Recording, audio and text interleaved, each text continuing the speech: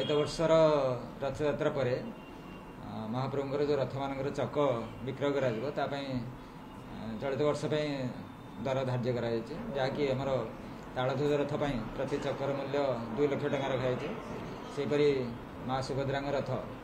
देवदलन rather चक 1.5 लाख टଙ୍କା एवं नंदीघोष रथ प्रभु महाप्रभु श्री जगन्नाथ 3 लाख टଙ୍କା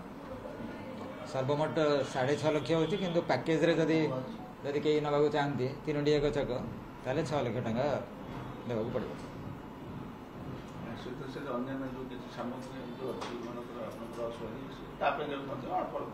किसी आम गत वर्ष अपेक्षा दर टी अधिक बढ़ेचु से स्वतंत्र भाव गोटे अंडरटेकिंग लिखे ठीक भाव जमी तार सांक्टिटी मेंटेन करेंगे से आम प्रत वर्ष जमी रही है अंडरटेकिंग बाध्य कौन हो जगन्नाथ महाप्रभुर 42 चक प्रत वर्ष बाहर जिते शीघ्र आमर मंदिर को मंदिर छड़ीदेव से पैसा आसो गुड़े चक भांगी जाऊँगी खतरा हो पड़ी कि जगन्नाथ लोकसानी हो तेणु सी जब करते कौन जहाँ कर पैसा ताकू देखिक जहाँ जहाँ करमें से कह कि ना आम कहले भी कौन हम आम कहले किसी लाभ ना